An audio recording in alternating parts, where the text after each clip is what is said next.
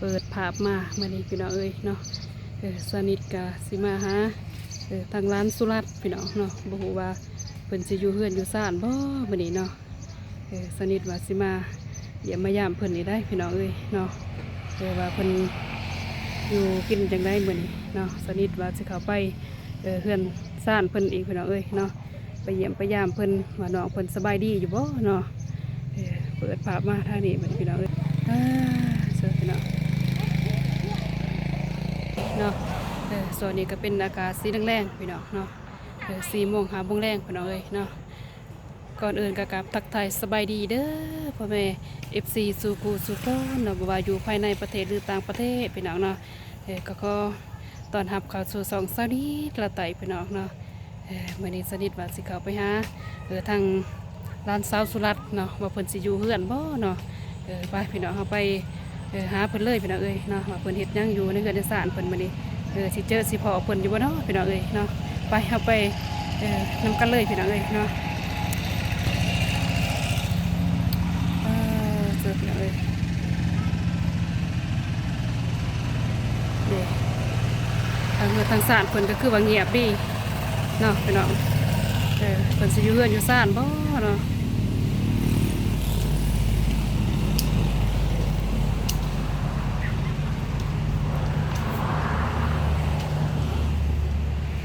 มีคนอยู่เฮือนอยู่บ่เนาะ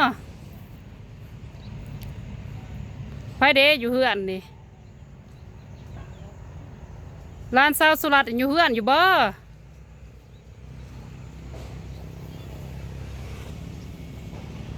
คือว่าเงียบไปเนาะพี่น้องเอิ้นหาเพิ่นก็คือว่าบ่ได้ยินเสียงเพิ่นตอบเพิ่นอยู่เฮือนอยู่ซ่านอยู่บ่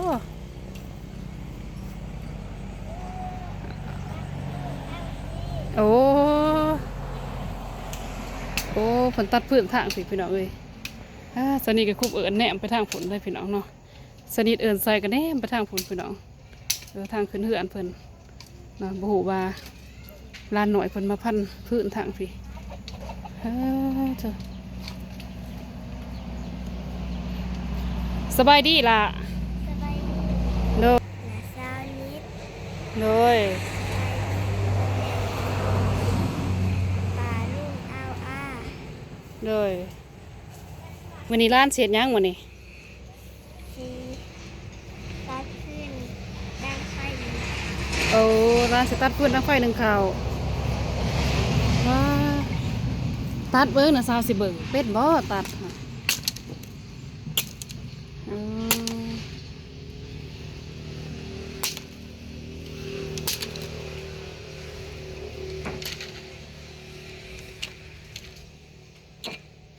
คลองแคลดีได้พี่น้องเอ้ยนอคนตัดก็ได้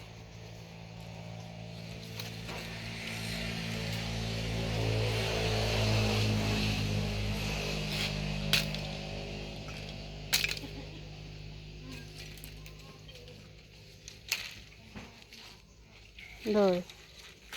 พ่อเราบ่ละเออร้านจะไปหนึ่งข่าวบ่บัดนี้โดยเออ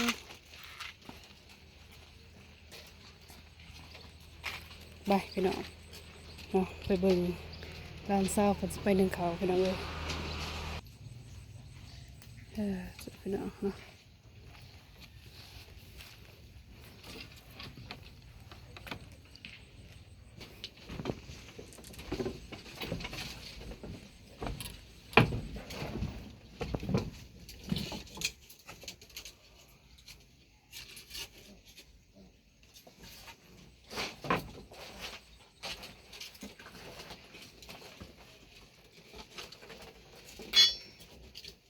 ใส่ฟืนจักโดดละ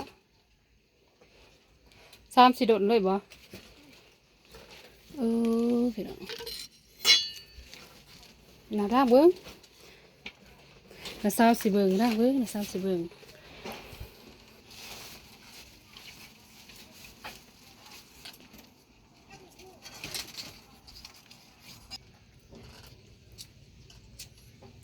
ดังไฟหนึ่งข่าวพี่น้อง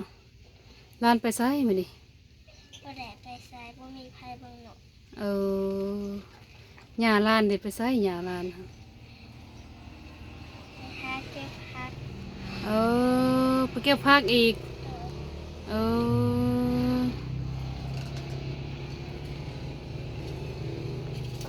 ไปหาเก็บผักอีกพี่น้องสนิทมายามใดก็บ่เจอแล้วหญ้าเพิ่นเนาะเออ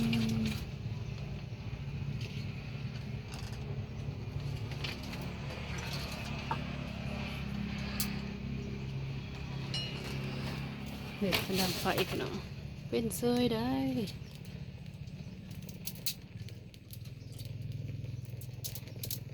ว้าจุ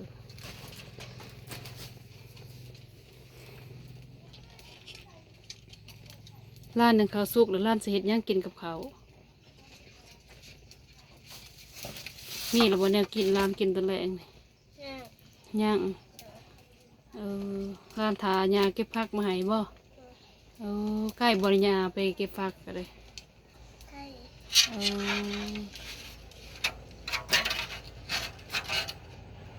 นี่พี่น้อง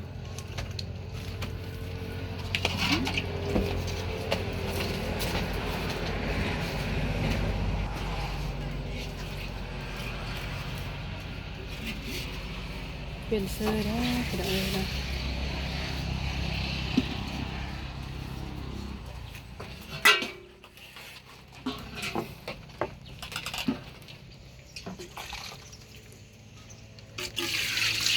เออ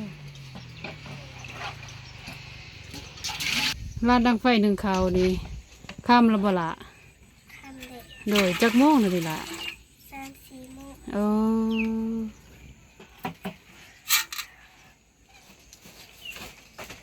3-4 โมงเลยพี่น้องเอ้ยทำแล้วได้ร้านสาวคนว่าเนาะอยู่กับยาพี่น้องเนาะเอาหนองอยู่กับยาตามลำพังพี่น้องเอ้ยอยู่เพื่อนอยู่ศาลเพิ่น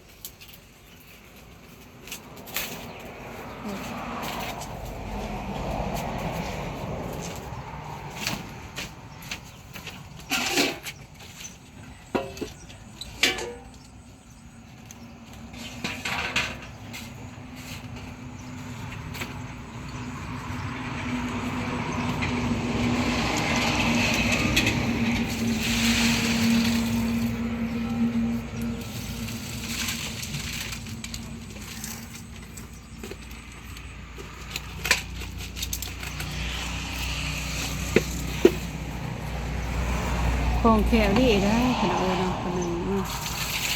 ถนัดดีอยู่ได้เบิ่งเพิ่นก็เป็นได้พี่น้องเนาะบางคนนี่ก็สมีนี่ก็บ่ได้ได้พี่น้องเนาะเพิ่นนี่สู้ชีวิตขนาดได้พี่น้องเอ้ยเนาะนึ่งข้าวเองอีกเพิ่นว่าตัดฟืนเองอีกพี่น้องอืม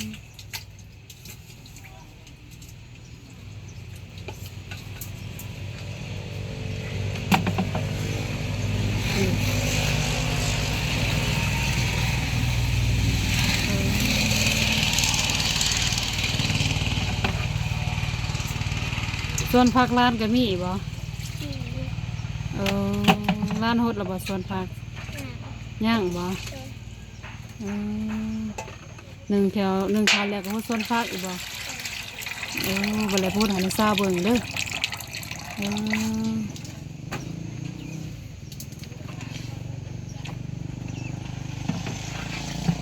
โตคือบ่เปิดน้ำล่ะหมดแล้วบ่จักน้ำหั่นได้แล้วบ่กอกค่ะได้แล้วบ่กอกค่ะ ย่าง ย่างบ่เออ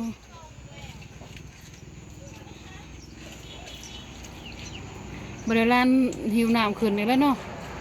เออกอกก็บ่ได้เด้อบ่ได้ตอนนี้เช้ามางวดก่อนพุ่นบ่เออร้านหิวใส่อันนั้นคุใส่ย่างมาไว้เวลาบ่เออ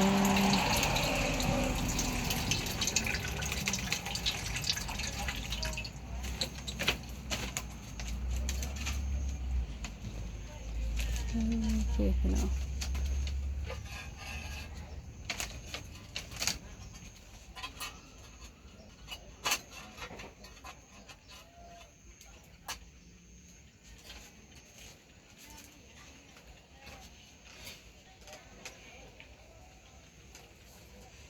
เป็นกองคนได้พี่น้องเอ้ยนี่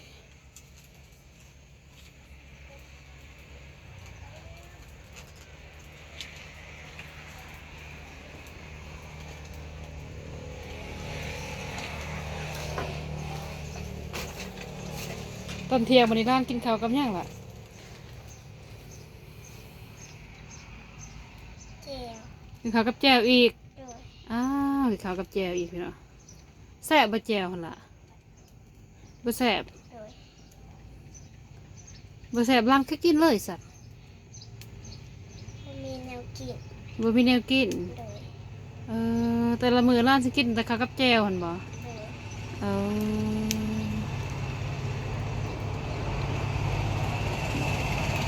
บ่มีแนวกินแนวหยังพี่น้องเนาะแต่ละมื้อกินแต่ข้าวกับแจ่วอืมกำลังรังไฟนึ่งข้าวพี่น้องเป็นเซยได้พุ่นขึ้นทวนเลยอยู่ร้านข้างหมอข้าวไหวแล้วสิเฮ็ดอิหยังต่ออีกเฮ็ดเวียกอิหยังต่ออีก น้ำ ล้างถ้วยบ่เอ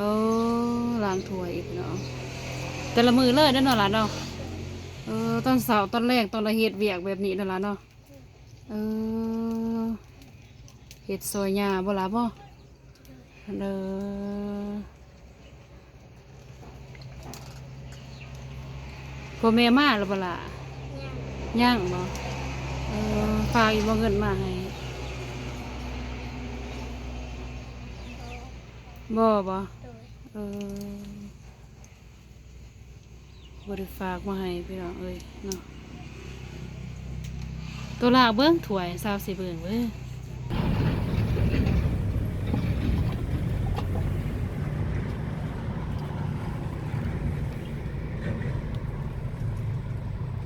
โอ้โหกำลังถ้วยพี่น้องเอ้ยอืมใส่ร้านคือบ่ใส่สไลด์เด้ เขาไม่ บ่มีบ่โอ้น่ะสาวก็บ่ได้ซื้อมาให้มื้อหน้าน่ะสาวสิซื้อมาให้เด้อมื้อนี้ล้างไปก่อนน่ะสาวลืมว่าสิซื้อมาให้ล่ะเห็นบ่ล้างถ้วยอีกพี่น้องเอ้ยเจ้าดังไฟหนึ่งข้าวอีกพี่น้องเนาะดังไฟหนึ่งข้าวแล้วก็ล้างถ้วย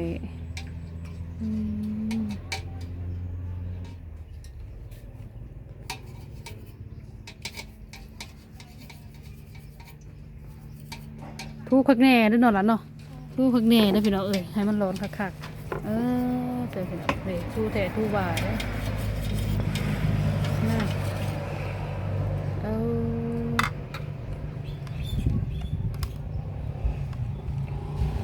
เฮ้ย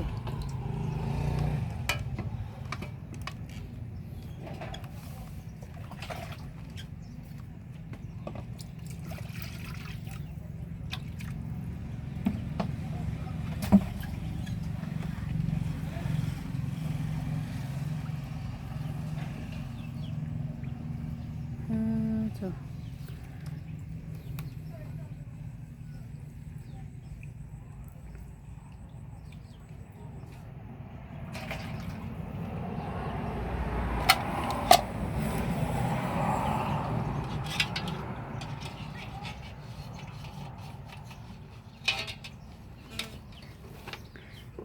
คันร้านใหญ่เป็นซาวนี่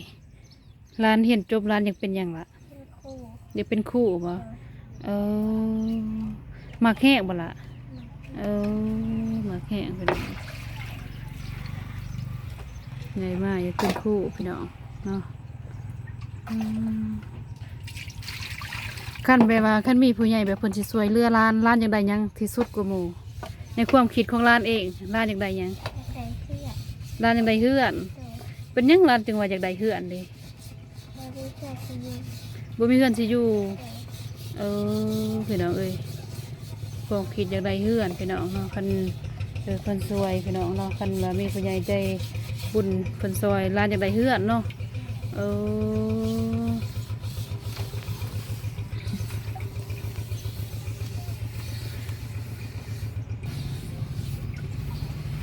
นอกจากอยากได้เฮือนร้านอยากได้หยังอีกล่ะ แต่เขากิน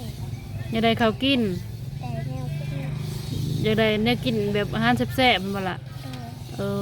ย นอกจากร้านอยากได้ จะได้ข้าวกินจะได้อาหารกินแซ่บๆร้านจะได้หยังอีกล่ะ จะได้สุดงาม จะได้สุดง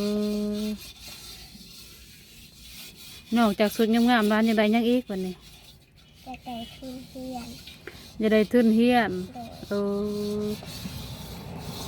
อยากให้เพราะว่าร้านยังเฮียนให้มันจบเห็นบ่ร้านยังเฮียนแต่ว่าบ่มีทุนเห็นบ่จะได้ทุนเฮียนพี่น้องเอ้ยนะ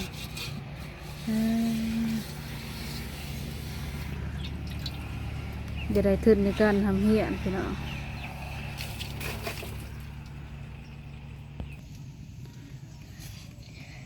แล้วลาจะไปพุทธพัก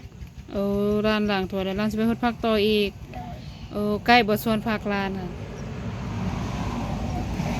บ่ใกล้ป้ายในสาวสิไปนำโอเคพี่น้องนะตัดภาพมาพี่น้องเนาะบอนที่ว่าร้านสาวสุรัตน์เพิ่นมาบอนสวนผักสวนขั่วเพิ่นนี่แหละพี่น้องเนาะเพิ่นมาฮดสวนผักอีกพี่น้องเนาะหลังจากดึงข้าวนึ่งน้ำแล้วพี่น้องเนาะล้างตัวล้างบวงแล้วตักน้ำฮดสวนผักอีกพี่น้อง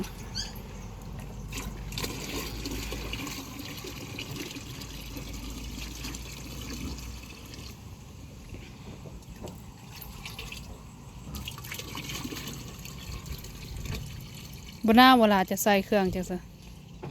นาวไปเพื่อนผู้ชมพักพี่น้อง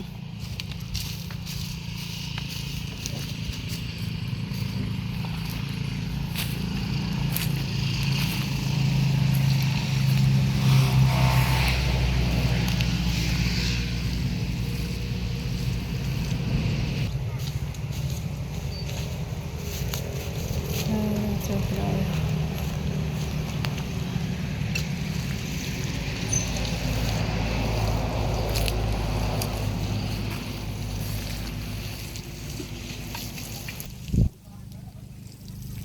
เจ้าพี่น้องขอส่วนพัก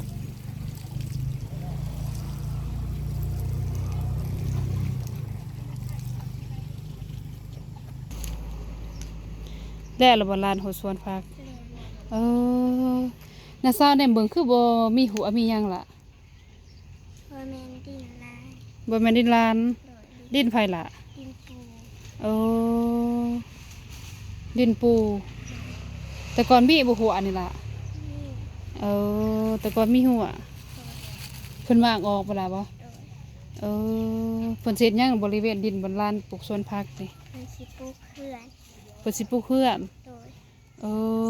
ลานก็บ่มีบนเฮ็ดสวนผักแล้วสัตว์เนาะ โดย ลานสิไปเฮ็ดอยู่ไสบัดนี้ กับบุหู บ่ฮู้ โดย บ่มีสวนผักให้เฮ็ดแล้วสัตว์เนาะได้บ่าวน้องว่าสิเอาในฝากมาให้ลานเด้สัตว์ลานบ่ได้เฮ็ดแล้วเนาะ โดย เป็นดินผู้อื่นพี่น้องเนาะบ่แม่นดินลานเองเจ้านี่พี่น้องเลยเนาะแต่ก่อนนี่มีหัวเนาะลานเนาะหัวกระดานเดียวพี่น้องเนาะเลยหัวดานเดียวแบบนั้นพี่น้องมาข้างนี้ก็บ่มีหัวเนาะก็อีกข้างนี้ก็บ่มีหัวพี่น้องจางป้าแบบว่าเด็ก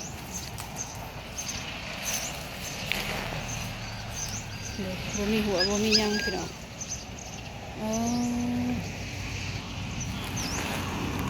นานพักร้านซองนานนี่บ่ล่ะไผขุดร้านขุดเองเนาะบัดนี้ร้านบ่ได้เฮ็ดแล้วบัดนี้เนาะพี่น้องเอ้ยเนาะสวนผักก็สิบ่มีบ่เฮ็ดแล้วพี่น้องร้านสิกินหยังซั่นผักก็บ่มีแล้วบัดนี้ล่ะ เขาหู บ่ฮู้พี่น้องเอ้ยเตยต้นเพิ่นได้พี่น้องเนาะ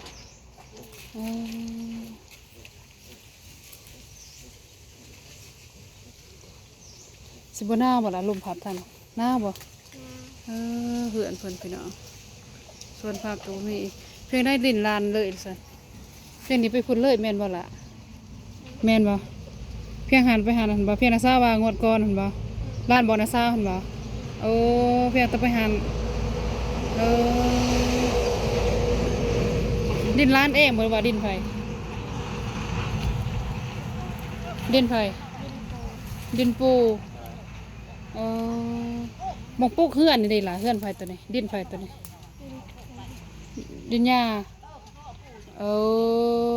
ดินหญ้าพี่น้องเอ้อโซพี่น้องเอ้ยโอเคละเนาะเพราะว่ามันก็โซนี่ก็คำเหมือนเท่านั้นเนาะร้านก็สิไปเบิ่งไผ่หมอขาวอีกเนาะโดยร้านอวยพรให้ทั้งพ่อๆแม่ๆเพิ่นที่ละภายในประเทศต่างประเทศ ให้พ่อแม่เอฟซีขอให้พ่อแม่เอฟซีมีสุขภาพแข็งแรงความเจ็บจะสุดได้ความไขยาสุนีสาธุ โดยสาธุเนาะพ่อๆแม่ๆทาง FC บ่ว่าภายในประเทศหรือต่างประเทศเนาะโอเคพี่น้องเอ้ยเนาะมื้อนี้ซานี่ก็ได้มาหาทางร้านสุรัตน์เพิ่นพี่น้องเนาะมาเยี่ยมมายามเพิ่นอีกครั้งพี่น้องเนาะว่าการเป็นอยู่เพิ่นเป็นจังไดเนาะการกินการใส่เพิ่นนี่แหละพี่น้องเอ้ยเนาะซานี่ก็มายามเยือนถึงข่าวเพิ่นนี่แหละพี่น้องเนาะมายามถามข่าวเพิ่นพี่น้องเนาะโอเคนี่ก็คำอะไรพี่น้องเอ้ยเนาะ5 โมงแรกนะพี่น้องเนาะก่อนอื่นก็ขอบคุณขอบใจเด้อพ่อแม่ FC สู่ผู้สู่โคตรเพราะว่าภายในประเทศหรือต่างประเทศพี่น้องเนาะขอให้มีสุขภาพแข็งแรงพี่น้องความเจ็บอยาสุดใดความพยาสุมีขอให้พ่อแม่ FC สู่ผู้สู่คนให้เป่งๆปังๆเนาะสำหรับคลิปนี้พี่น้องเอ้ยเนาะสวัสดีก็ขอจบคลิปเพียงเท่านี้พี่น้องเนาะขอกล่าวคำว่าสบายดีพี่น้องบ๊ายบาย